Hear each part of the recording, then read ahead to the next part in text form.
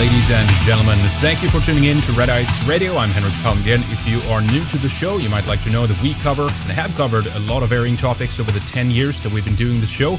All kinds of things that we have been interested in.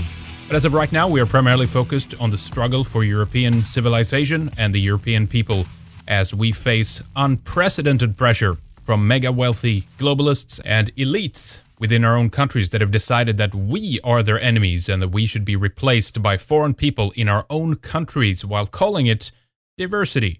This goes beyond mere immigration. This is demographic replacement, and whoever notices this and opposes it is a hateful, racist, Nazi bigot. Despite some critiques of how the word has been presented and used in the mainstream, we could, for the sake of simplicity, say that we are more on the alt-right. Our website is redice.tv. We have a large archive for you there to dip into. Make sure that you do look around. Today we're speaking with Kevin Alfred Strom. We are going to hear about his work with the National Alliance, National Vanguard, and his show American Dissident Voices. He has had tremendous pressure from the outside and all kinds of accusations made against him and about him. I guess that kind of comes with the territory when you are talking about things that no one wants you to even notice. And so it's always good to hear directly from the source itself. And we on this show can give people an opportunity to tell us what they really are concerned with and how they currently see things, instead of going to second and third-hand sources that are write-ups in the lying press. Let's go over to our guest and hear about his concerns. Kevin Alfred Strom, welcome to the show. It's a pleasure to have you with us. Thank you for taking some time off speaking with us today. It's great to be here, Henrik. Very good. So let's talk a bit about your background, if you don't mind first. You have Norwegian roots. You are behind American Dissident Voices. You're part of the National Alliance and also run the National Vanguard website. For newcomers who might not be familiar with your work, can you maybe tell us a few words when you got involved in National Alliance and what your relationship was to William Pierce? I first met William Pierce in 1982. I had been involved in alternative political groups for a few years before that. And I was at a meeting of a constitutionalist group run by a very nice lady, Edith Bradbury, in Alexandria, Virginia, in about 1981, I guess. And I got a copy of a newspaper called Attack. And Attack was then the tabloid newspaper put out by the National Alliance, edited by William Pierce. And I was very favorably impressed and eventually called the Alliance, spoke to Dr. Pierce's secretary, Rosemary Rickey, and arranged to meet Dr. Pierce, and that was the beginning of our relationship in 1982. So what pulled you in that direction to begin with? I mean, what, if you don't mind, tell us what kind of prompted you to start thinking in the terms that and the issues and the problems that National Alliance address? I suppose it all began, if you want to go all the way back, when I was about 12 years old in junior high school. I had several experiences that led me to believe that some of the things I was being told in the newspapers and on the television weren't true. One of those things was the ongoing chaos in the streets of America over the Civil Rights Revolution and the Vietnam War. I'll deal with the Vietnam War first. The protests at that time against the war weren't just against the war because the Vietnam War was bad for American interests. It was killing Americans unnecessarily. It wasn't really like that. The leaders of these protests were openly in favor of the victory of the communists.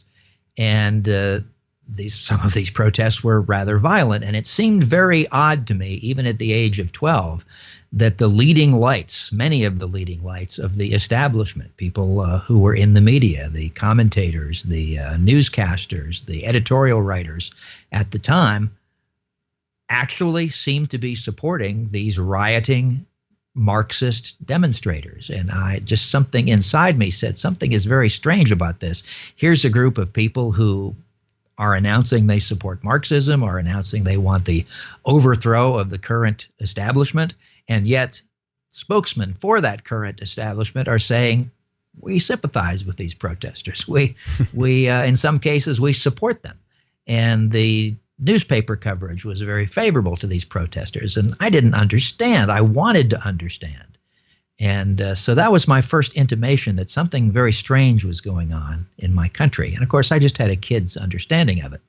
Around the same period of time, I had a teacher named Frank Herlihy. And Mr. Herlihy was a really extraordinarily good teacher on every level. He was a Virginia history teacher, and I had him for 2 years in junior high school.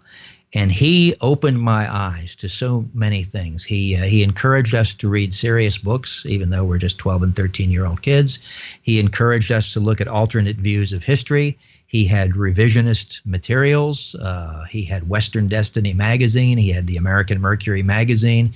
He had the Washington Observer, which was Willis Carto's publication at the time, in the classroom, along with other newspapers and magazines with a more establishment or even sometimes a leftist point of view. But he encouraged us to think about these things. And I think my friendship and with Mr. Herlihy and the mentoring I got from him was a big factor in my beginning to realize some things that have been very powerful forces in my life. And one of the things Mr. Herlihy told me about was that this civil rights agitation is not what it appears to be. And that was really the beginning. Well, was he ever found out, the teacher? No.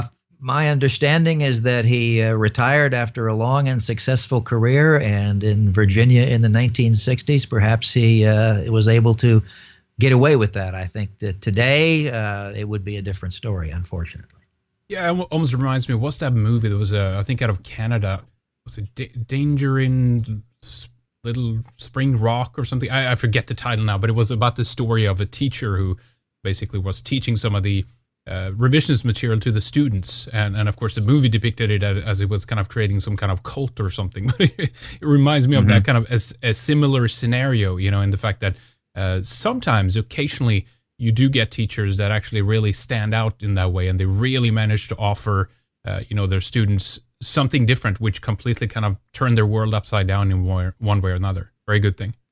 And there was another teacher who influenced me, but he really only influenced me profoundly on the very last day of high school. And I graduated from high school in 1974. And Mr. Malone was a science teacher, and he was a rather good science teacher. On the very last day of school, there's really not much to do. You're talking with your friends. You're talking in a friendly way with the teacher about your future plans for life. And all the exams are over. And so it's a very relaxed atmosphere. Well, on comes an announcement over the PA system in our high school.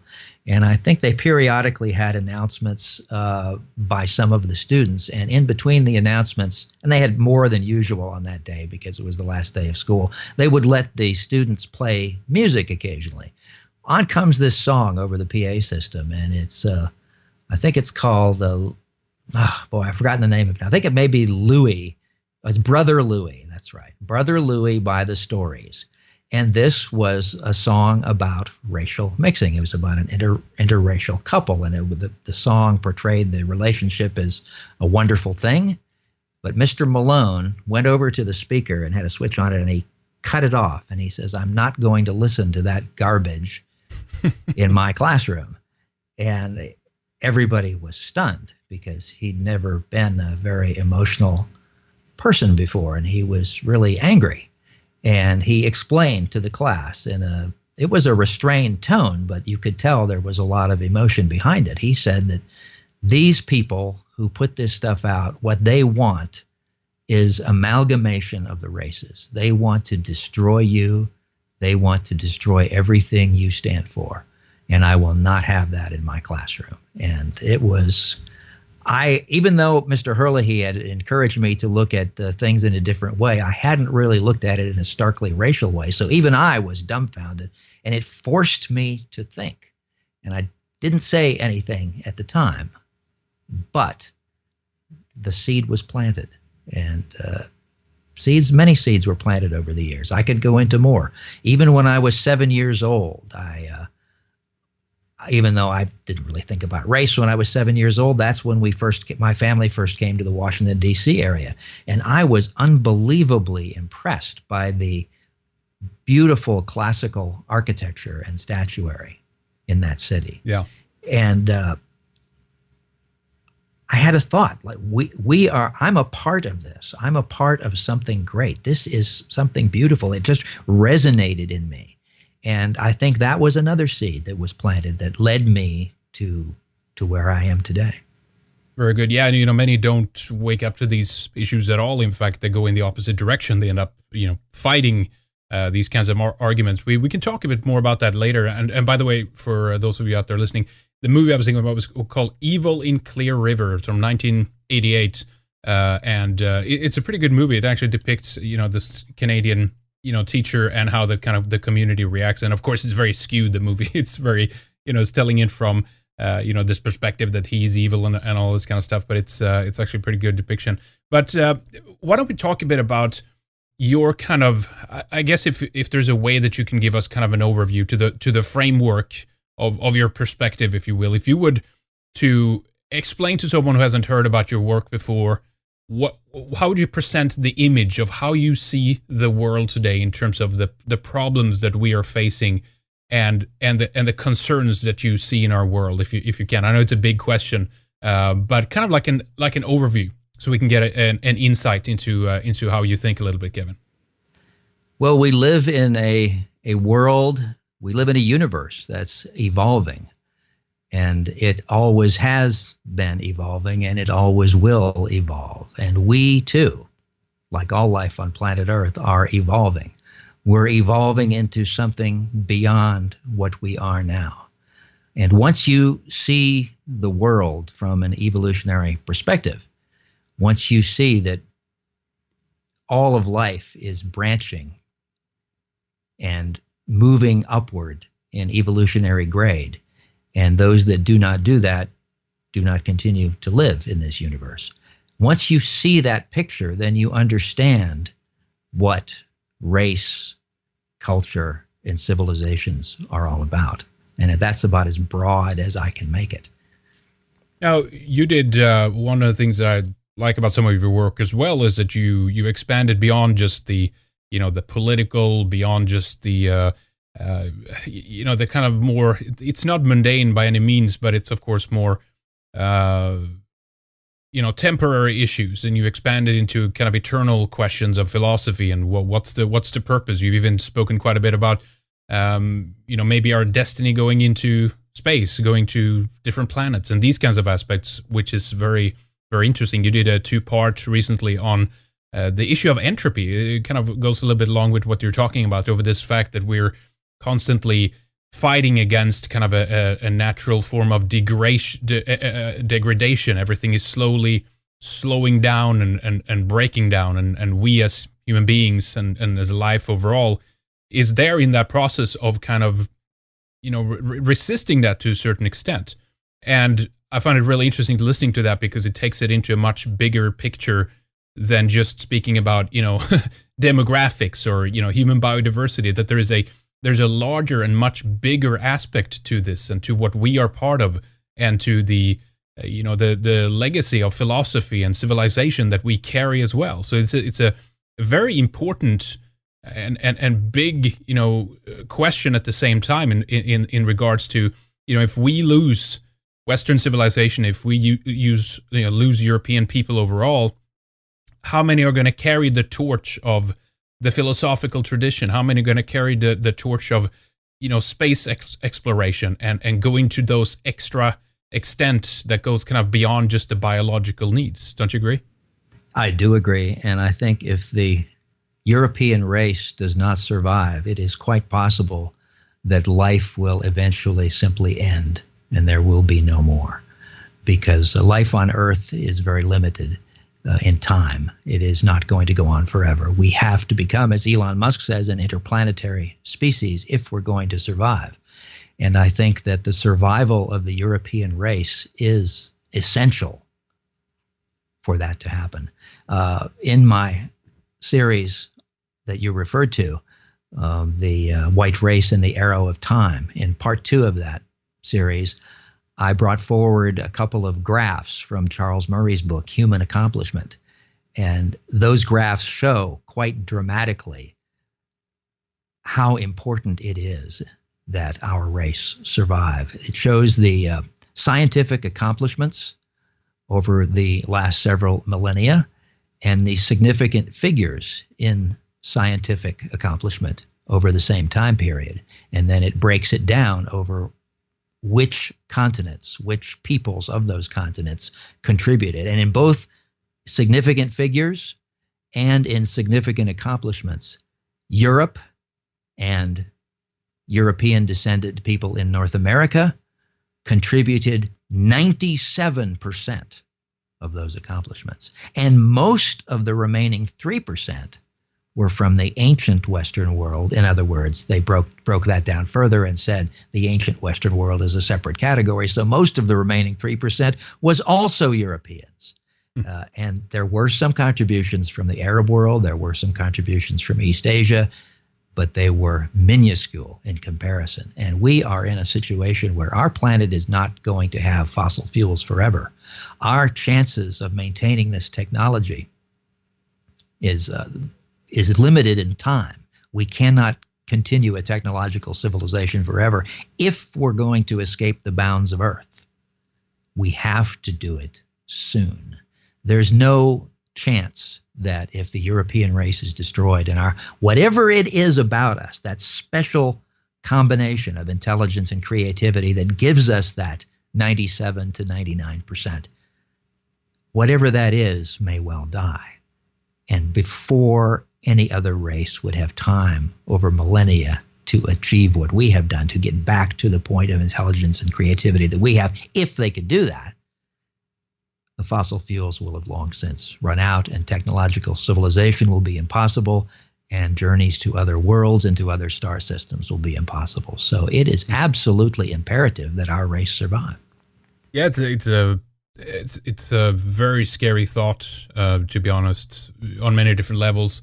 Let's talk a bit about then what you see happening right now, both in America and Europe, with mass immigration, with the promotion of diversity as the greatest thing ever, the lobbying for open borders.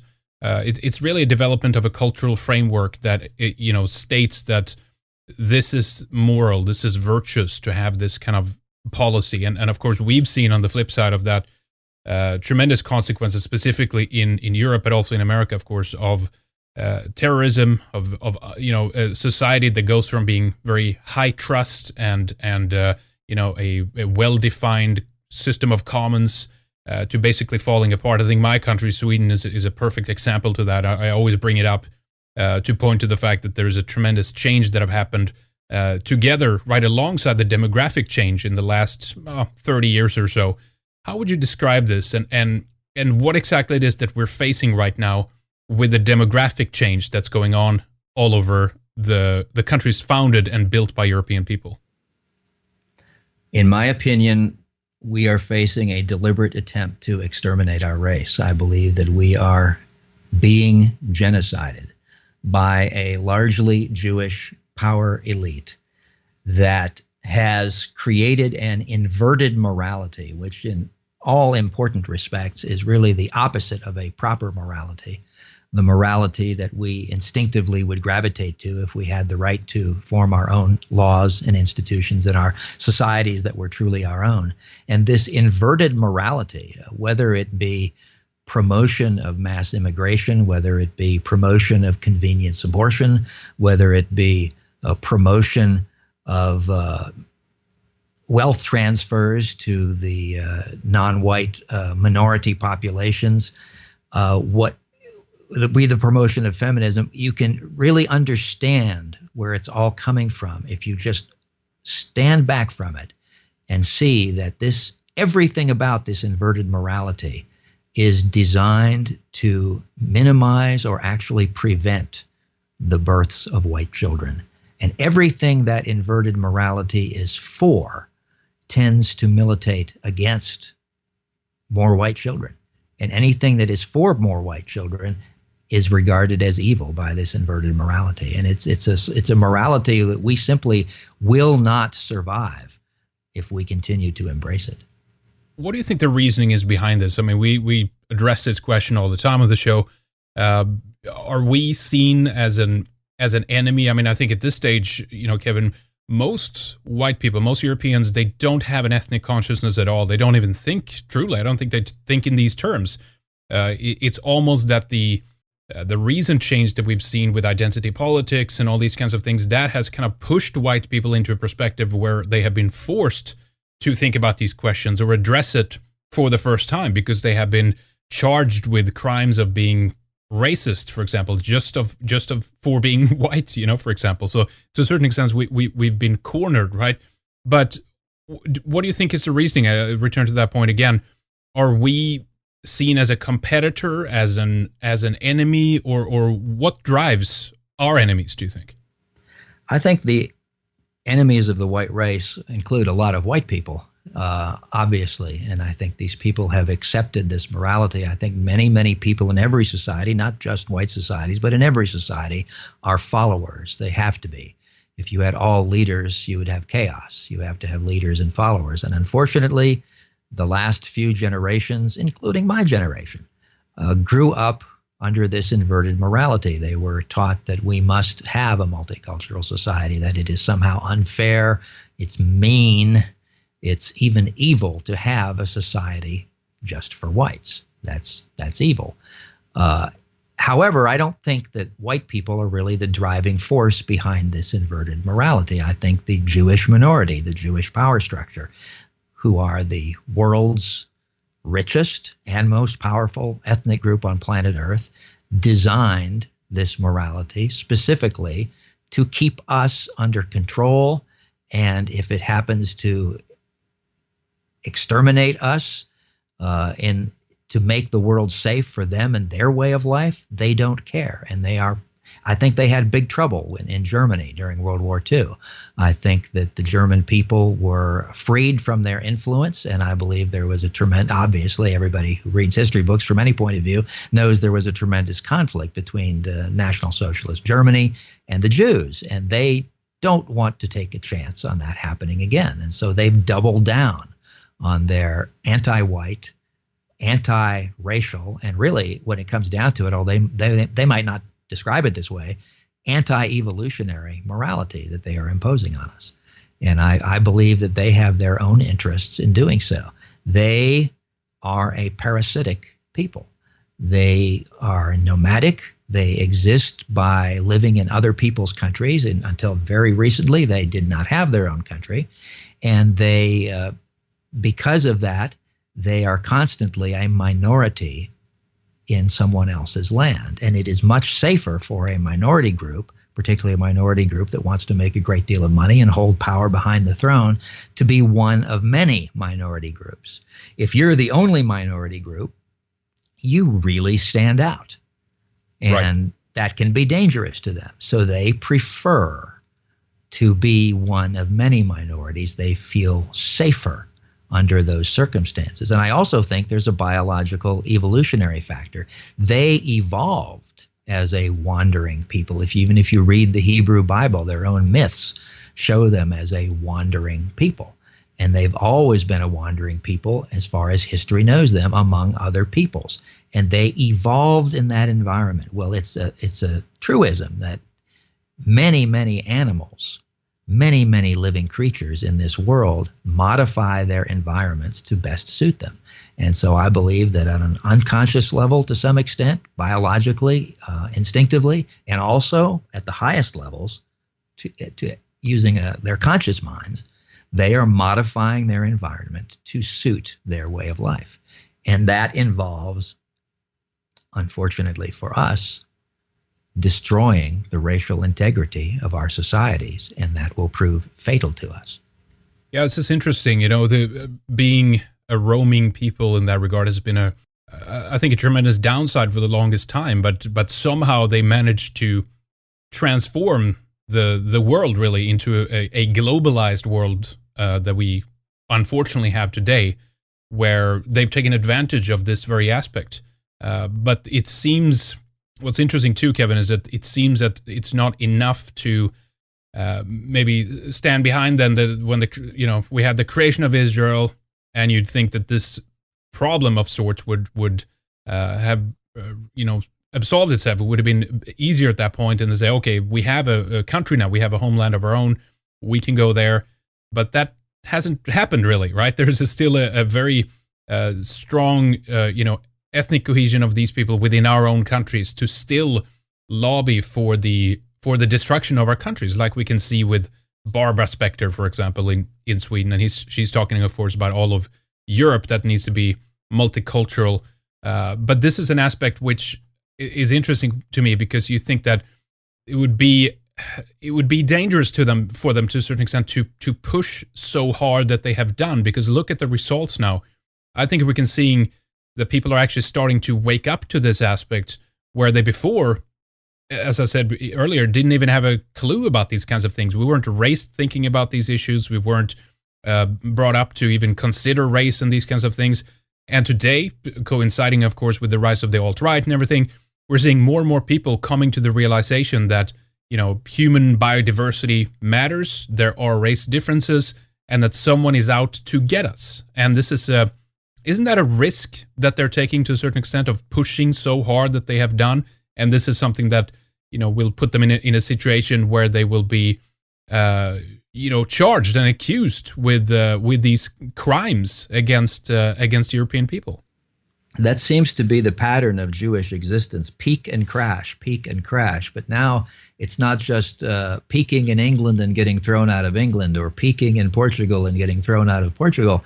It's peaking in the world in terms of power and wealth, and angering many, many peoples in the process, and maybe getting thrown out of the world. It really seems to be all or nothing for them. They do not seem to be a people that can accept a position of reasonable profit and reasonable power and relax and enjoy the fruits of it. They seem to always be pushing. And the Zionist project seems to contradict their own psychology. In other words, they don't have a history of living in their, just Bible myths to the contrary. They don't have a history of living in their own country and subsisting by living off the land and having a self-contained economy. They have a history of living off other people.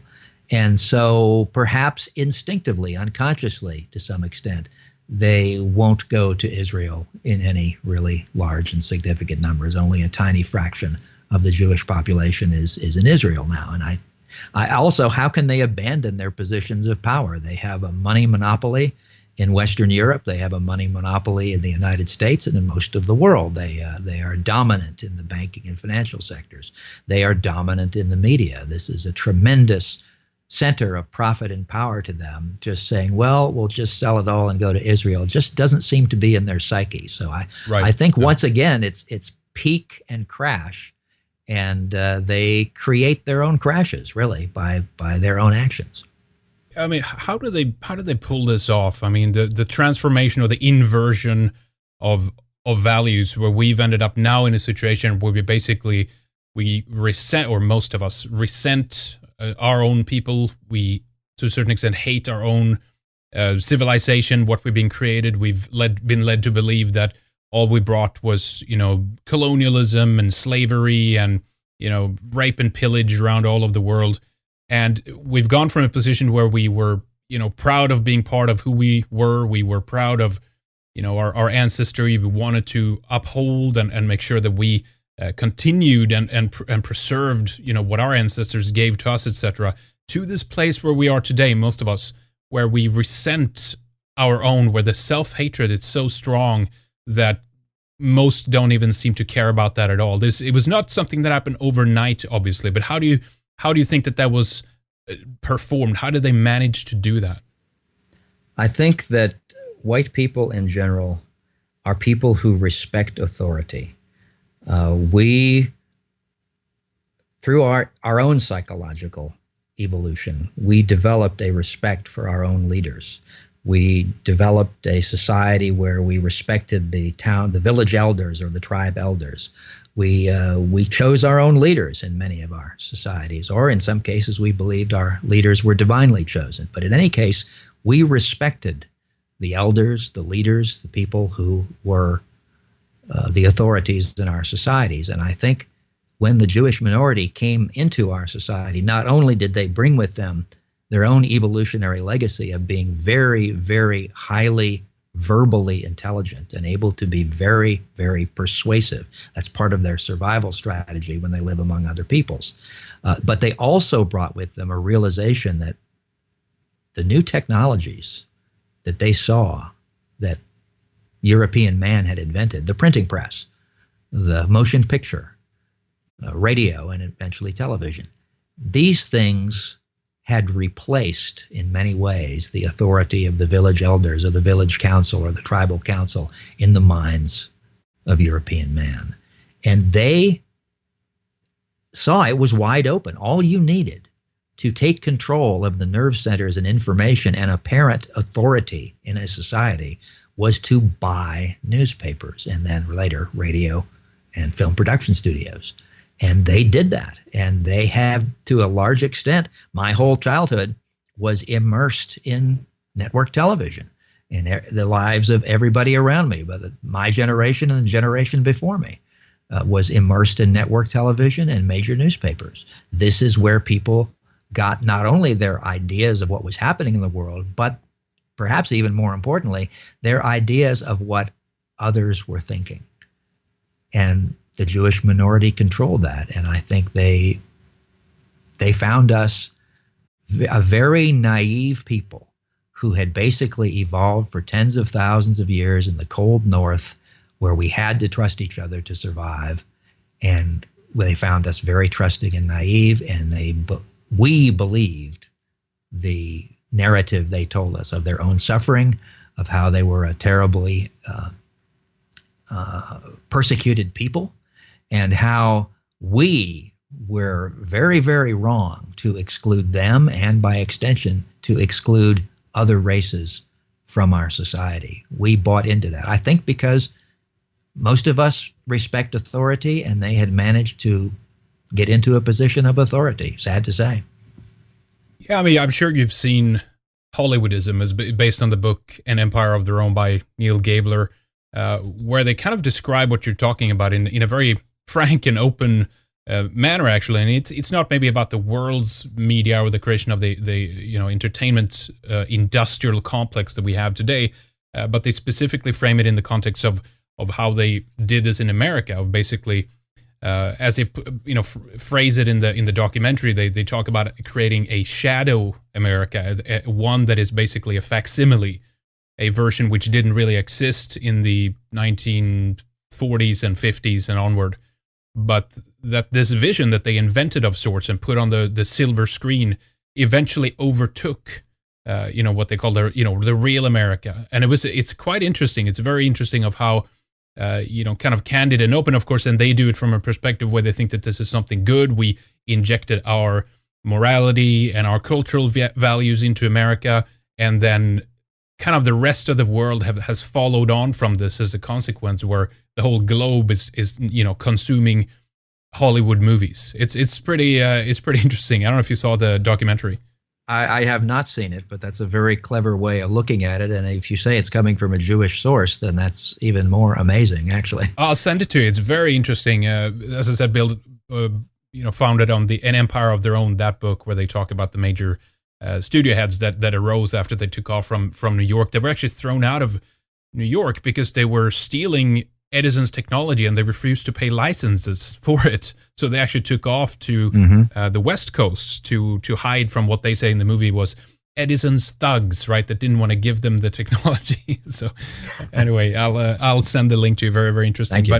But so what do you think is happening right now, though, with the media environment? We've seen a shift and a change with the dawn of the internet, and we're seeing a much more aware people to these kinds of aspects that we're talking about, an awareness of globalism, and awareness of this system of corrupt media. And we can get into Trump here in a little bit later, but we even have, of course, a presidential candidate now that openly is addressing these issues using these words. I mean, I think it's tremendous. What do you think? I think you've really hit on something there. Trump using those words. Of course, the National Alliance and other patriotic individuals in other countries, has been telling these truths for 30 or 40 years. But a lot of people who might agree with us and who were influenced by us, I think, have been afraid to speak out because they know how the system works. They know who controls the money. They know that the corporations and the politicians are intimidated by the media, and they know that they could easily lose their employment if they speak out in a way that is pro-white or that criticizes Jewish power or that in any way violates the taboos of political correctness that basically are the standards of this inverted morality that has been forced on us. So here we have Donald Trump. Now, I don't think Donald Trump is the solution. And I also don't think Donald Trump is one of us. I really think he's a multiracialist. I really think that his values are not our values, and he's not what we need. But Donald Trump is a frank guy who sees some of the more ridiculous, egregious things that are going on, and he just speaks frankly about them. He doesn't censor himself.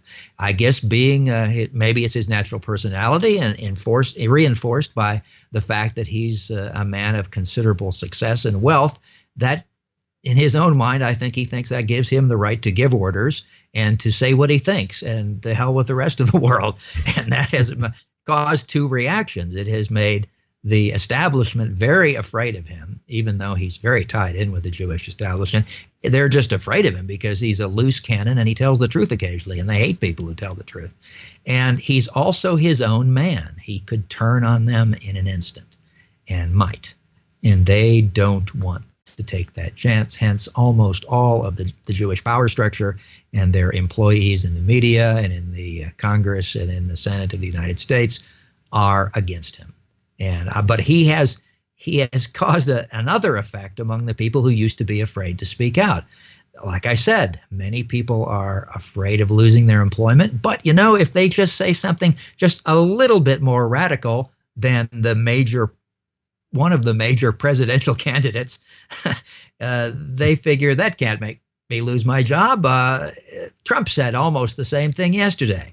And right. Also, they're authority worshipers. Most people are, to some extent, authority worshipers. And here's a really huge authority figure, one of the leading businessmen in the United States and the candidate of one of the major parties who may well get in the White House, saying some of these things. He's saying, you know, some of those Mexican immigrants are really undesirable. We need to build a wall.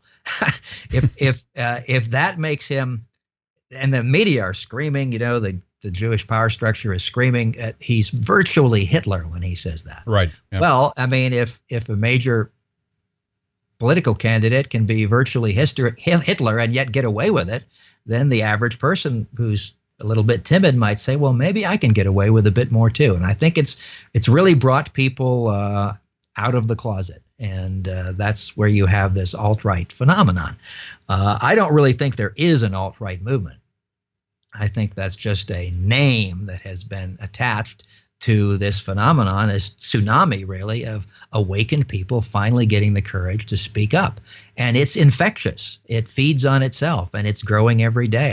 I'm on Twitter a little bit myself, and I see it constantly. It grows endlessly. And these people, I'm so happy to finally see it happening.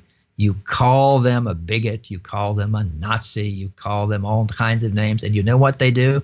They don't cower and hide and say, oh, please don't call me that. I'm sorry, I apologize. They laugh. That's right. I've been waiting for that. Yeah, it's true.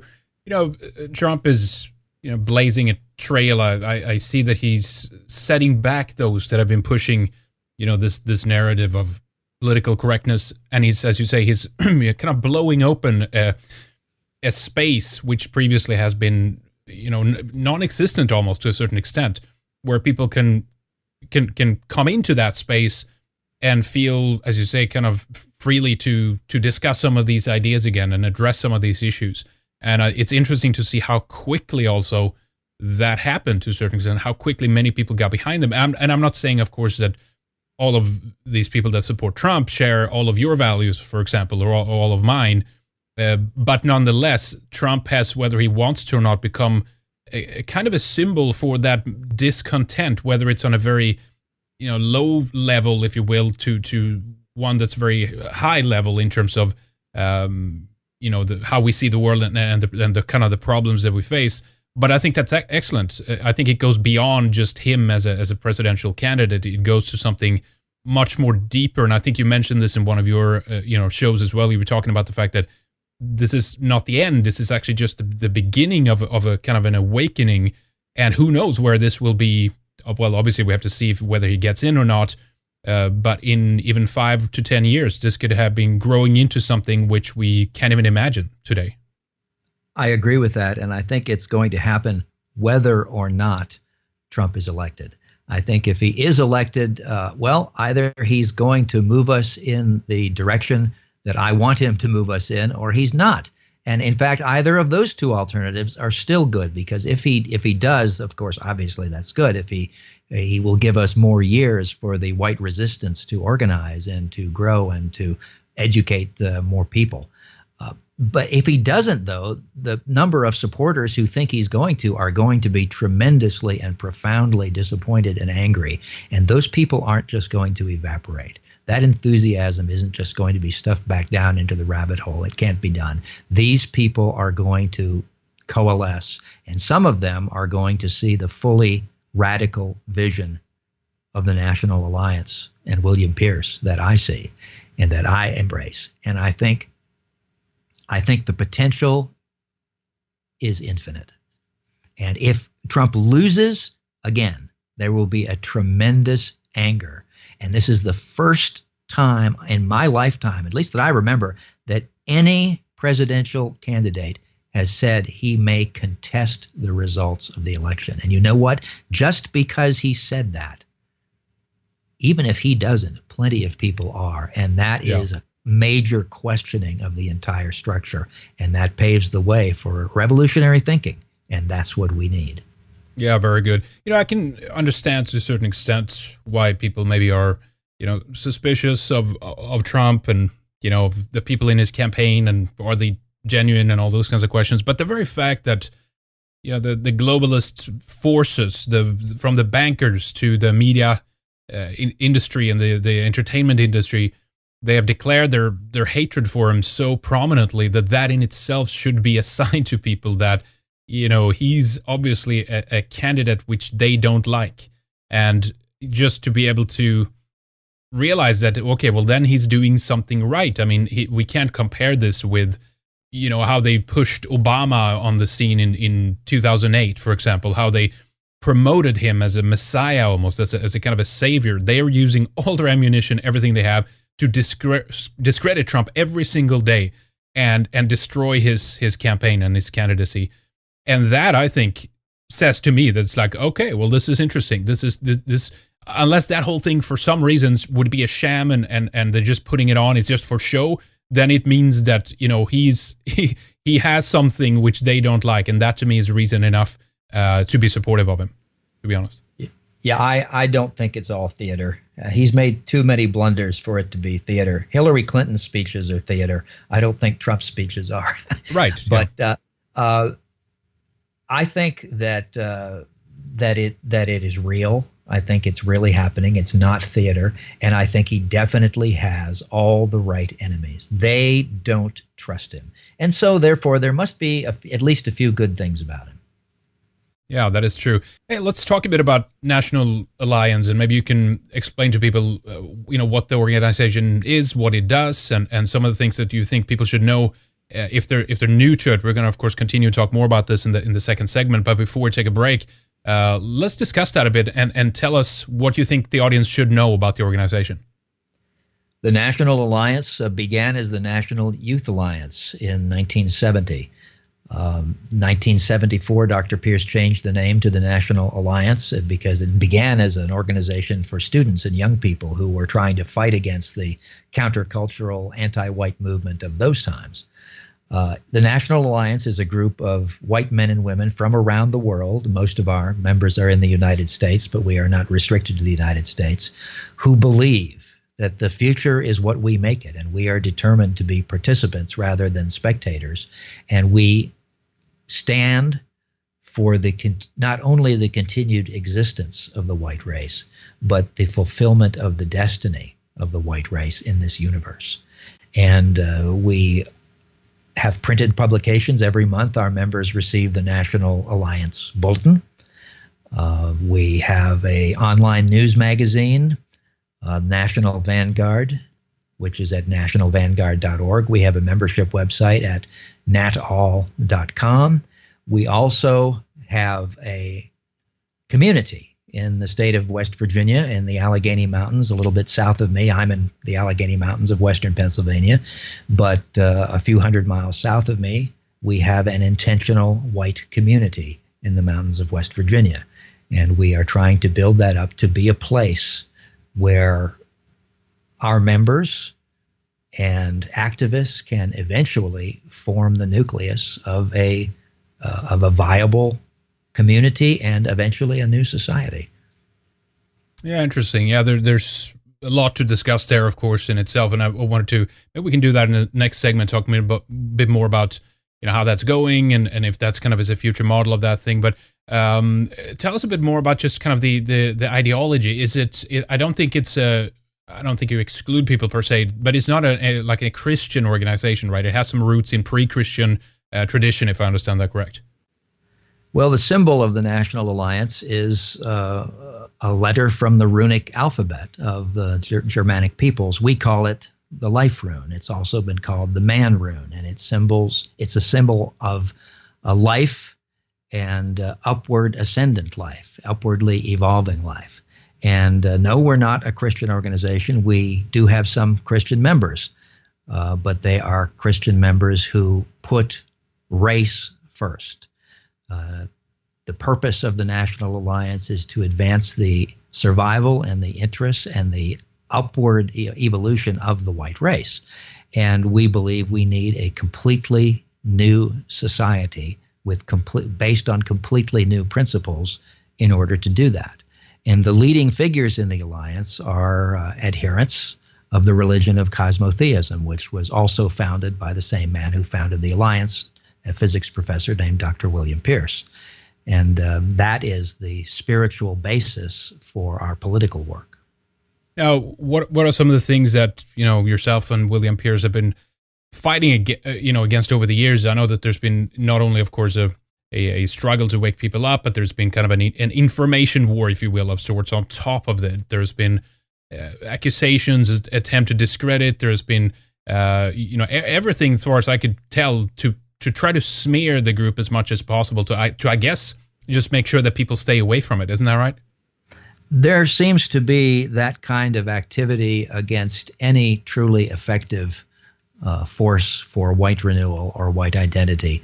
The government will engage in dirty tricks. The intelligence agencies, whether they be private intelligence agencies like the Southern Poverty Law Center or national intelligence agencies, have very, very large budgets, unaudited budgets, to send in infiltrators, to hire media hacks, to spread rumors and false stories in the media and make us look like a bunch of degenerate criminals, and to try to break up the groups. In fact, I believe Heidi Beirich of the Southern Poverty Law Center recently said in an interview on PBS that that's what we do. We try to break up these groups. We try to shut them down. They don't try to debate us. They know that we're correct. They know our ideas are powerful. Their strategy is to shut us down. And I believe that government agencies have followed basically the same tactic.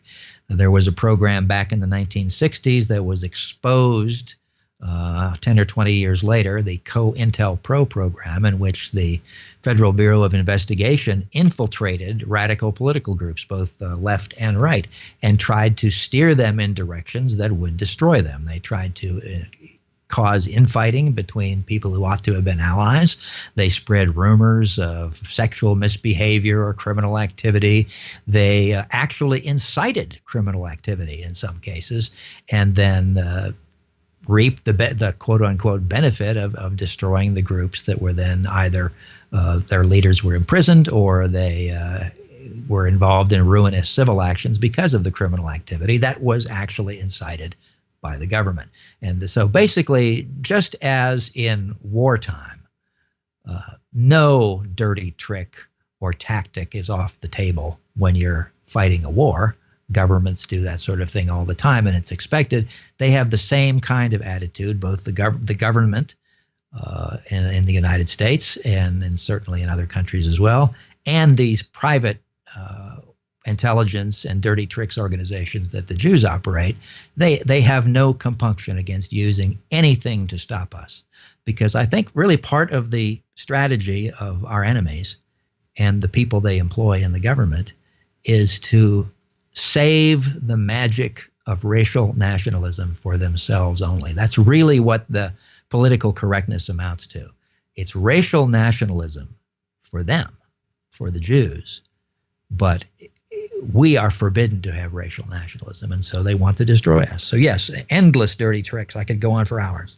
Yeah, I remember we did a review of Imperium, the movie, that actually shows some of this. I think it was Michael German was the intelligence guy's name. He would, it seems that they have an endless amount of resources and time and even willpower to spend on this, where they think that, most of these people are radical terrorists. They're going to blow up buildings. They're all Timothy McVeigh.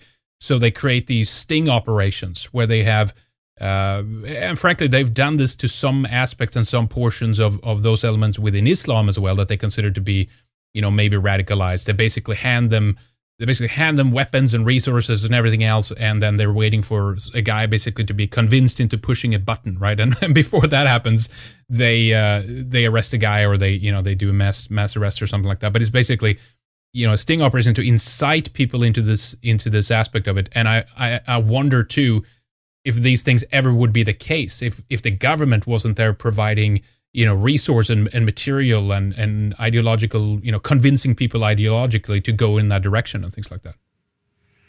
Well, one example of that was a man named Hal Turner, who, like me and like you, has had a radio show for many years that ostensibly was a very radical pro-white radio program. He was based out of New Jersey, and he was famous for his wild, over-the-top rhetoric.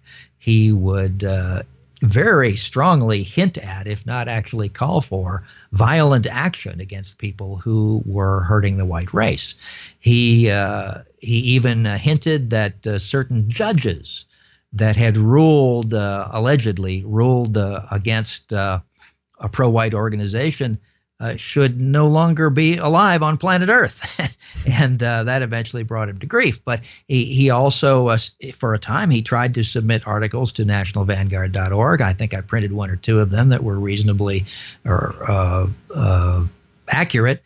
But his articles, I began to distrust him when I found out that I was fact-checking the articles he sent to me, that he was wildly exaggerating some of the things he was saying in the articles. And so I sort of shied away from him, and thank God I did, because if I had maintained a close relationship with him, people in the National Alliance might have thought he was a fine guy and gotten to know him and contacted him, helped him with his radio show. And I'm glad that didn't happen, because it turned out that he was all along working for the federal government and was paid by the FBI over $100,000 to entrap white Americans into committing crimes, and furthermore, even if he couldn't entrap them into committing crimes, putting their names in a database of people who should be observed. And so this, right. And I'm sure he was exposed by chance because his handlers turned on him. Now, why exactly his handlers turned on him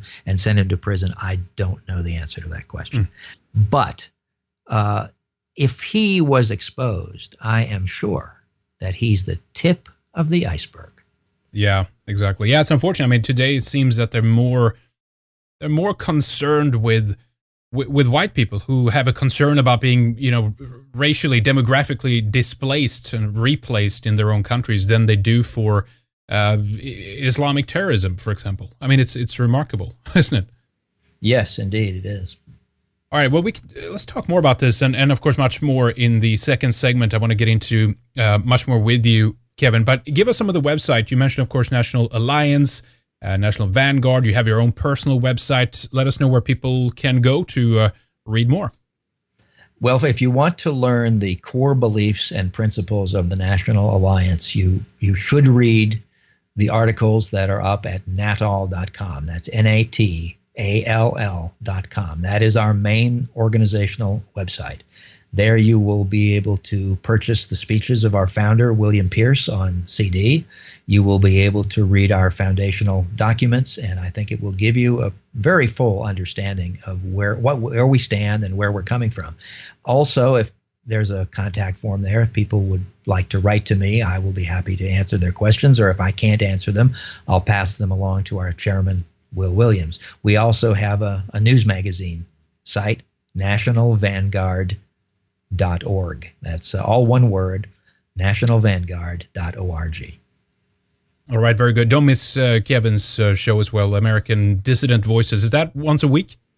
Yes, I have a weekly radio program, American Dissident Voices, and you can see the last 10 episodes of that right on the front page of nationalvanguard.org. All right, very good. We'll have the links up to the websites that Kevin mentioned. Do check it out.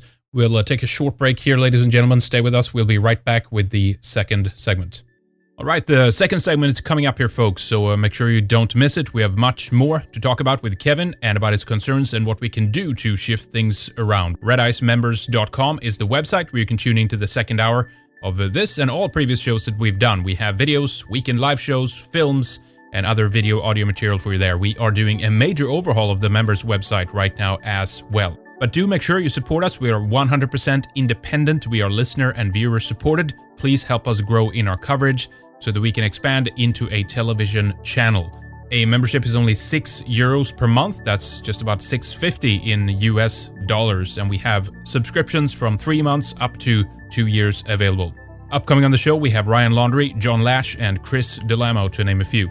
In terms of live streams, we are not doing one this weekend. We're actually very busy preparing for election night coverage. That's on November 8th. We have a bunch of people joining in during the evening. Kevin McDonald, Jared Taylor, James Edwards, and many others dropping by to give us their reactions as results are coming in on November 8th. We're also preparing for MPI in Washington, D.C. We'll bring you the entire conference live at the middle of November. More information about this will be posted on the website. Check redice.tv/live. But we'll be right back. More coming up with Kevin Alfred Strom. Please stay with us. RedIceMembers.com. Thank you so much for listening.